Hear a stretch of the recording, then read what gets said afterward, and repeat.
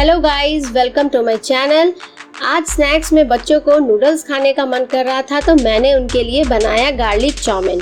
Garlic chowmein बनाने के लिए हमें नूडल्स को बॉईल करना होता है, तो मैंने पहले से नूडल्स को बॉईल कर लिया था। और अब चाउमीन बनाने के लिए हमें कढ़ाई में 2 बड़े चम्मच तेल डाल लेना है। तेल के गर्म होते ही इसमें हम लहसुन, अदरक और हरी मिर्च को काट कर डाल लेंगे। सारी चीज़ों को हमें थोड़ी देर के लिए भून लेना है।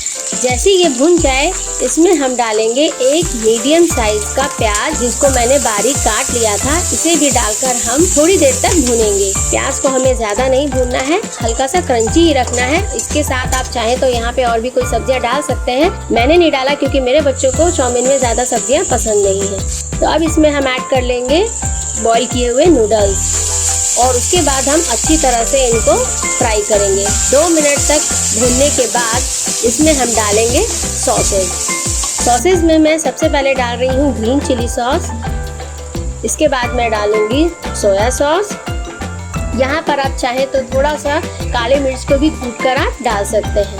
साथ ही साथ इसमें डालेंगे स्वाद अनुसार नमक, कुटी हुई लाल मिर्च और 2 चम्मच वाइट विनेगर। छोटे बच्चों के लिए अगर आप बना रहे हैं तो वाइट विनेगर आप स्किप कर सकते हैं। उसके बाद हम सारी चीज़ों को अच्छी तरह से हम मिक्स करके करीब 5 मिनट तक अच्छे से भून लेंगे।